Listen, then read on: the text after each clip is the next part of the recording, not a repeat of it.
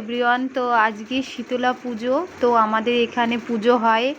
তো দেখো সবাই আমরা মিলে আজকে উপোস করেছি। আর অনেক শীতলা পুজো তো জানোই অনেক টাইম লাগে পুজো হতে, সেই সকাল থেকে শুরু হয় আর বিকাল 4টা পর্যন্ত পুজোই হয়।